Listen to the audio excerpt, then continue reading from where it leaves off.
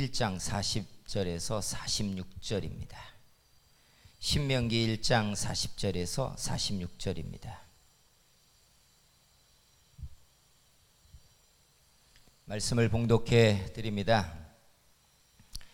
너희는 방향을 돌려 홍해길을 따라 광야로 들어갈지니라 하시매 너희가 대답하여 내게 이르기를 우리가 여호와께 범죄하였사오니 우리 하나님께서 우리에게 명령하신 대로 우리가 올라가서 싸우리이다 하고 너희가 각각 무기를 가지고 경솔히 산지로 올라가려 할 때에 여호와께서 내게 이르시되 너는 그들에게 이르기를 너희는 올라가지 말라 싸우지도 말라 내가 너희 중에 있지 아니하니 너희가 대적에게 패할까 하노라 하시기로 내가 너희에게 말하였으나 너희가 듣지 아니하고 여호와의 명령을 거역하고 꺼리낌 없이 산지로 올라가매 그 산지에 거주하는 아모리 족속이 너희에게 마주 나와 벌떼같이 너희를 쫓아 세일산에서 쳐서 호르마까지 이른지라 너희가 돌아와 여호와 앞에서 통곡하나 여호와께서 너희의 소리를 듣지 아니하시며 너희에게 귀를 기울이지 아니하셨으므로 너희가 가데스에 여러 날 동안 머물렀나니 곧 너희가 그곳에 머물던 날수대로니라. 아멘. 할렐루야. 오늘 예배가 하나님 앞에 풍성하고 우리의 심령의 은혜가 되고 하나님의 응답이 여러분의 삶에 미치기를 축복합니다. 손 들어서 옆에 사람에게 하나님이 응답하시기를 축복합니다 해주세요. 네, 옆에 사람 눈을 마주 보시고 응답하시기를 축복합니다. 할렐루야. 마음의 근심을 주께서 살펴주시고 우리의 연약함을 도와주시고 대로의 길을 열어주시고 대적을 제압하셔서 주께서 여러분에게 형통케 하는 복을 부어주시기를 축복합니다. 네, 성경에 가장 많이 나오는 관계 용어가 뭔 줄 아십니까? 두 가지가 대표적으로 있는데 그게 아버지와 아들이라는 관계 용어고 두 번째가 목자와 양입니다. 아버지와 아들이라는 관계 용어는 아버지가 자녀를 돌보고 사랑하고 그리고 은혜 베푼다는 뜻에서 사용되는 관계 용어고 목자와 양은 목자가 양을 인도하면서 그 양을 푸른 초장과 실 많은 물가로 인도한다 라고 하는 의미가 담긴 뜻에서 목자와 양이라는 관계 용어가 성경에 사용되었습니다. 믿음은 하나님의 말씀을 붙잡고 사는 것이지만 하나님의 말씀을 붙잡고 산다는 것을 쉽게 풀어 이야기하면 하나님께서 우리를 인도하신다는 그 인도함을 받는다는 뜻입니다. 그러니까 목자와 양의 관계 용어 속에 들어가 있는 뜻이에요. 성공적인 신앙, 그것은 하나님이 우리를 인도하시는 신앙이고 우리 입장에서 보면 인도함을 잘 받는 것, 이게 성공적인 신앙입니다. 왜냐하면 인도함을 받는 것 속에 푸른 초장도 있고 쉴만한 물가도 있고 사자와 이리떼로부터 양을 지키는 목자의 은총이 있기 때문에 그렇습니다. 사랑하는 성도 여러분, 주께서 우리가 양처럼 우리의 목자 되신 예수님을 잘 붙쫓아 주님을 따르는 이런 인도함을 받는 백성들이 되기를 주의 이름으로 축복합니다. 그런 개념을 조금 더 깊이 들어가려면 우리가 또 하나 이해해야 되는 게 예수님의 시대에 예수님 주변에 있었던 커다란 세 개의 집단에 대한 이해입니다. 예수님 시대에 커다란 세 개의 집단이 있었어요. 첫째가 뭐냐면 가장 수적으로 많았던 무리, 백성이라고 하는 집단이었고 두 번째는 예수님을 따른 제자들입니다. 그리고 세 번째 집단이 뭐냐? 예수님을 경계하고 시비하고 대적이 되었던 서기관과 바리새인이라는 종교 집단이었습니다. 이 세 번째 케이스는 비토 세력이다 보니까 관심 밖으로 제껴놓자면 우호적인 두 개의 집단이 있죠. 그게 뭐냐면 무리와 백성과 그리고 예수님의 제자들을 가리켜요. 근데 여러분 알고 계십니까? 무리와 제자의 차이는 굉장히 뚜렷해요. 백성과 제자는 전혀 다른 의미가 있어요. 성경에 등장하는 무리나 백성은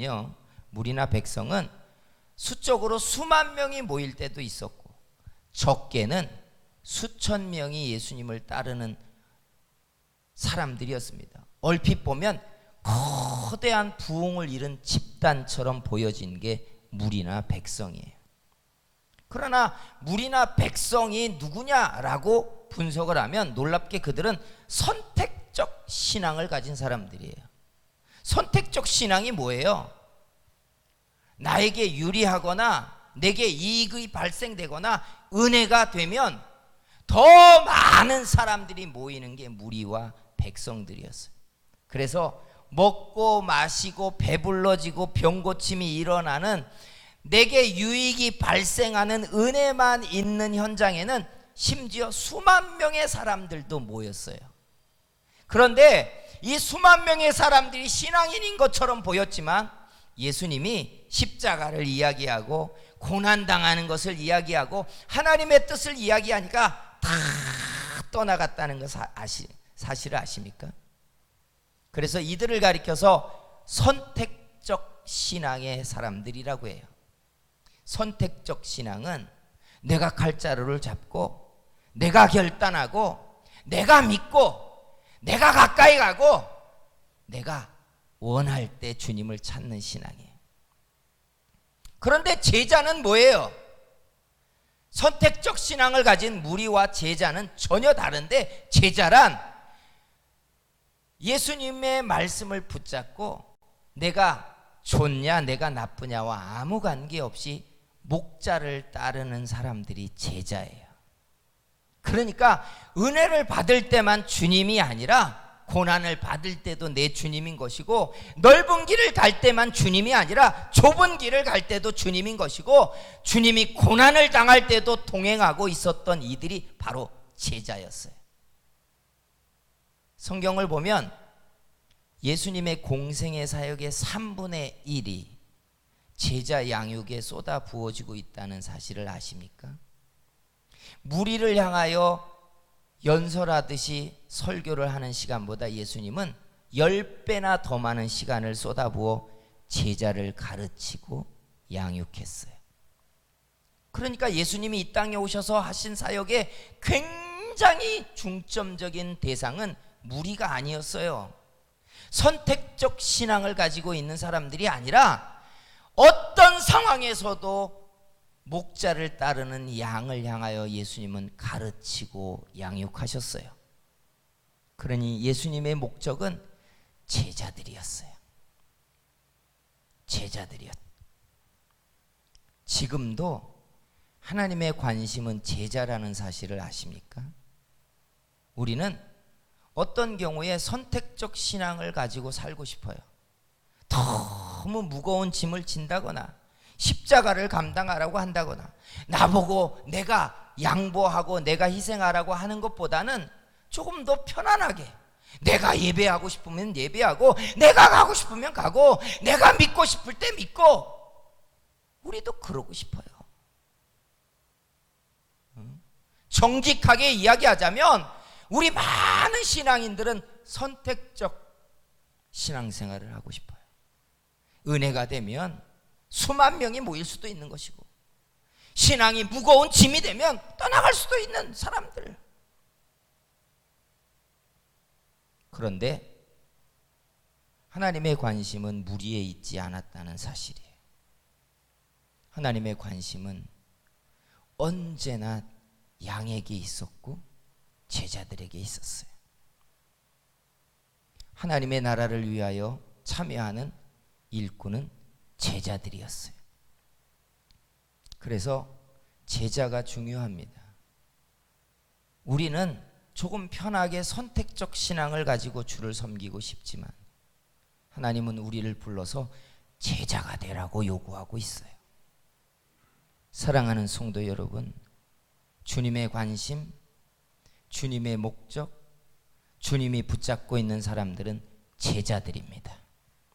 우리는 세력도 있고 숫자도 있고 사람들의 관심도 가고 정치적인 힘도 되는 무리 가운데 우리의 시선은 끊임없이 가지만 주님은 제자들을 향하여 언제나 그 시선이 가 있어요.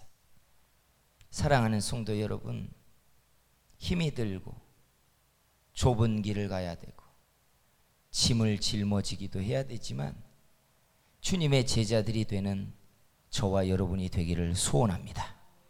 주께서 우리의 목자가 되셔서 우리를 이끄실 때 목자를 따르는 정성스러운 양이 되는 저와 여러분이 되기를 주의 이름으로 축복합니다. 우리가 읽은 이 본문이 참 재미있는 이야기예요. 굉장히 어떤 스펙타클한 이야기가 담겨 있지 않기 때문에 그냥 읽고 지나갈 수도 있는 내용 같지만 사실은 이 앞뒤 정황을 가만히 보면 이 이야기는 굉장히 흥미진진한 이야기예요. 지난주의 말씀처럼 이스라엘 사람들이 가데스 바네아에서 40일을 정탐했잖아요. 갔다 와서 10명의 정탐꾼들이 그 땅을 악평했어요. 그 땅은 우리를 삼키는 땅이고 성은 하늘 꼭대기에 닿았고 뻥치잖아요. 그 사람들은 거인이어서 그들이 보기에 우리는 메뚜기 같고, 그래서 우리의 자녀들이 그 땅에 들어가면 못 살 땅이다라고 악평을 했어요. 그리고 밤새도록 사람들이 집에 돌아가서 악평을 하고 웁니다. 하나님이 이 믿음 없는 행위에 분노해서 뭐라고 말하셨냐면 내가 너희의 말대로 너희를 그 땅에 들이지 않을 것이다 라고 말합니다. 그리고 하루를 1년으로 쳐서 40년 동안 너희가 이 광야를 헤매면서 너희가 다 죽을 것이다.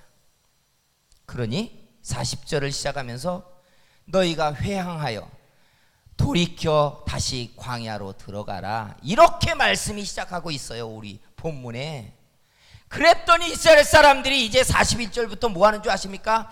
하나님, 우리가 잘못했습니다. 하나님 말씀대로 올라가서 싸울게요. 생각해 보니까 우리가 믿음 없는 짓을 했습니다. 잘못했어요 하고 무기를 들고 세일산으로 올라가서 싸움을 시작했는데 하나님이 함께 해주시지 않는다고 하는 말을 소홀히 듣고 올라가서 싸움을 벌이는 바람에 세일산에서부터 호르마까지 그들이 도망을 쳤다는 거예요. 그리고 나서 자신들의 처지가 너무 처참해서 하나님의 전 앞에 와가지고 회막 앞에서 그들이 통곡을 했다라는 내용이 우리가 읽은 이 본문에 있는 이야기예요. 여러분, 이 이야기가 어떻게 들리세요? 저는 평이하게 듣자면, 아니, 거인들을 보고 오니까, 성 안에 사는 사람들을 보고 오니까 믿음이 없어 두려워했다가 하나님이 책망하니까 야단을 치니까 내가 잘못했습니다 하고 순종을 시작하면 하나님이 좀 도와주시지. 그렇다고 하나님이 함께 해주시지 않아가지고 아모리 족속들에게 박살이 나가지고 호르마까지 도망가게 만들어 나 같아도 하나님 앞에 나와서 비참하고 처참한 자신들의 처지 때문에 울겠다. 제가 읽은 첫 번째 느낌이 이거예요. 나 같아도, 아니, 믿음이 없으니까 죄 짓지, 믿음이 없으니까 실패하지, 믿음이 없으니까 그랬잖아요. 그렇다고 우리를 이렇게 박살내십니까, 하나님?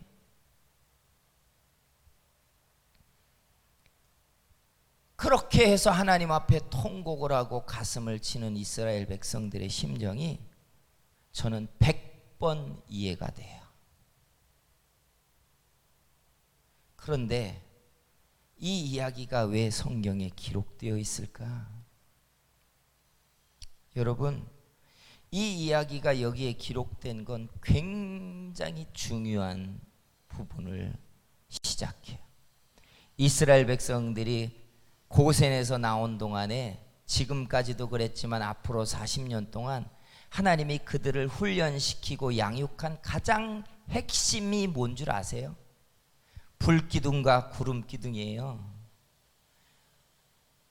법궤가 있는 그 회막 위에 언제나 불기둥과 구름기둥이 있었는데, 그게 신호가 되어서 불기둥과 구름기둥이 이렇게 공중으로 떠오르면 이스라엘 사람들이 장막을 거두어 보따리를 꾸리는 겁니다. 그리고 불기둥과 구름기둥이 앞서가면 따라가는 거예요. 산을 넘어도 따라가는 거고, 강을 넘어도 따라가는 거고, 광야를 지나도 그냥 따라가는 거예요.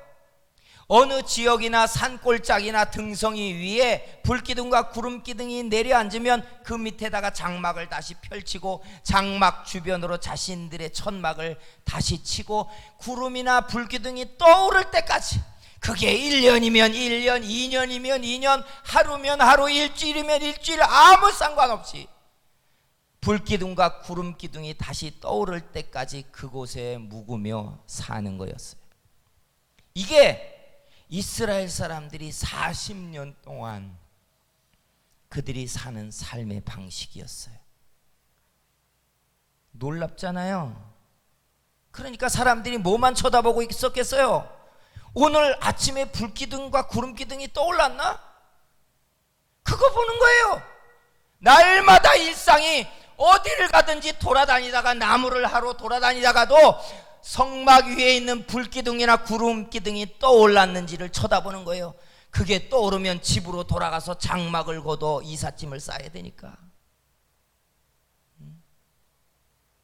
40년 동안을 그렇게 했어요. 하나님의 불기둥이 앞서가면 따라가는 것이고, 머무르면 그곳에 머무르는 것이고, 내가 시간을 정하고 내가 옮기기를 결정하는 게 아니라 하나님의 불기둥과 구름기둥이 앞서가는 걸 따라가는 생활을 40년 동안 했어요. 여러분, 이걸 가르쳐 옛부터 믿음의 선배들이 뭐라고 얘기하냐면, 신앙생활이란 하나님의 말씀을 따라가는 거래요. 믿으십니까? 하나님은 우리의 목자가 되셔서 앞서가시며 우리를 인도하시는 분이고, 신앙생활이란 목자 되신 하나님의 말씀을 쫓아서 말씀이 가는 곳까지 가는 것이고, 말씀이 머물면 그곳에 서는 것이고, 말씀이 하라는 것을 쫓아 행하는 것이고, 말씀이 금하는 곳에 서 있는 것이라는 거예요. 이걸 40년 동안 배운 거예요. 40년 동안. 근데 이 이야기를 지금 우리가 읽은 이 본문에 그대로 대입하면 무슨 일이 벌어지느냐? 아니, 가나안에 들어가 그 땅을 취하라고 할 때는 무서워서 못 들어가겠다고 하더니, 그러면 이제 돌아서 광야로 가거라 하니까 그때서는 아니요, 잘못했습니다, 내가 올라가 싸우겠습니다. 그리고 올라간 이야기예요. 이게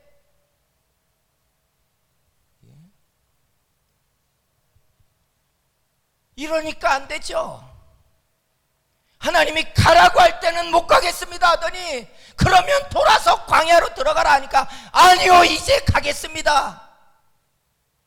지금 그 이야기가 여기에 있는 거예요. 여러분, 우리 신앙생활이요, 가만히 봐야 돼요. 큰 맥락에서 보면 나 예수 믿는 사람이에요. 나 하나님을 알고 있어요. 나 예배할 수 있는 사람이에요. 그런데요, 내가 목자를 따르고 있는 양인지, 아니면 내가 선택하고 있는 선택적 신앙을 가진 사람인지, 이 차이예요. 본문은 우리에게 이스라엘 백성들이 선택적 신앙을 가지고 행동하는 사람으로 말하고 있는 거예요. 믿음은 하나님의 말씀이 가라고 하는 곳을 가는 것이고, 서라고 하는 곳에 서는 거예요. 말씀이 가는 곳까지 가는 것이고, 말씀이 일으키는 역사의 도구가 되는 게 믿음인 줄 믿습니다. 그런데 선택적 신앙이란 내가 결정하는 거예요. 어제는 내가 안 가고 싶었어요. 그런데 오늘은 하나님이 가지 말라고 하지만 내가 가고 싶은 거예요. 내가. 그러니까 하나님께 하나님 아니요 내가 지금 가서 싸우리다라고 내가 가는 거예요. 내가. 그런데 이렇게 보세요. 오늘날 얼마나 많은 사람들이 자기가 주를 위하여 선택하고 있습니까? 내가 하고 싶을 때 예배하는 거예요. 내가 하고 싶을 때 순종을 시작하는 거예요. 말씀이 요구하는 것과 관계없어요. 내 마음이 통할 때 나는 기도하겠다는 거예요. 내 마음이 통할 때. 그러니 내 입장에서 보면 나는 그리스도인이에요. 그런데 하나님 편에서 보면 인도함을 받고 있지 않는 사람이에요. 사랑하는 성도 여러분, 저와 여러분의 신앙의 응답과 복은요, 인도함 속에서 일어나는 줄 믿습니다. 푸른 초장도 인도함을 받는 양이 만나는 것이고, 결국 쉴만한 물가도 인도함을 받는 양에게 목자가 베푸는 거예요. 그런데 지금 본문에 나오는 이스라엘 백성들처럼 많은 기독교인들이 자기가 원할 때 일어나고 자기가 원할 때 서는 거예요. 그러면서 뭐라고 얘기해요? 주를 위해서래요. 주를 위해서. 그래서 응답도 일어나지지 않고 역사도 나타나지지 않습니다. 보십시오. 저와 여러분이 세상을 이기는 방법이 세상보다 더 큰 능력과 지혜와 물질과 권세를 가져서 세상을 이긴다면 착각이에요. 저는 요즘 성경을 꼼꼼히 보면서 예전에도 알고 있었던 말씀이지만 너무 하나님의 말씀이 소름 끼치는 건, 이스라엘 백성들을 굳이 택하여 아브라함의 후손을 그 땅에 살게 하면서 하나님이 콕 찍어 말한 게, 내가 일부러 세력이 있고 큰 나라가 아닌 너희를 택했대요. 이유가 뭔 줄 아세요? 약한 너희를 통해 내 통치와 영광을 드러내려고 하신대요. 그런데 우리는 거꾸로 우리가 수가 많아지기를 바라는 거예요. 세상을 누를 만한 권력을 내게 달라고 하는 거예요. 세상을 맞설 만한 힘을 우리에게 달라고 하는 거예요. 하나님은 그렇게 하시지 않겠다고 작은 이스라엘을 세우셨는데, 성도 여러분, 우리가 세상을 이기는 건 하나님이 우리와 함께 하실 때 이겨지는 줄 믿습니다. 그러려면요, 인도함이 있어야 돼요.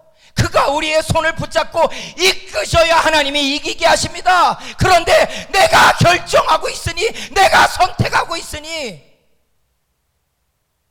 인도함을 받는 게 아니라 내가 원할 때 가는 거예요, 주님께. 그러니 무리의 신앙이고 백성의 신앙 이상도 이하도 아닌 거예요. 사랑하는 성도 여러분, 제자가 되어 목자를 따르는 양이 되어 말씀이 가는 곳에 가고 말씀이 서는 곳에 서고 말씀이 하는 일들의 도구가 되는 거,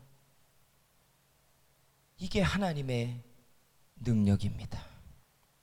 우리요, 하나님이 우리를 통해 하나님의 권세와 능력을 나타낼 때 우리의 인생이 하나님의 능력의 도구가 되고 영광이 되고 그의 손에 붙들린 하나님의 빛나는 손이 될 줄 믿습니다.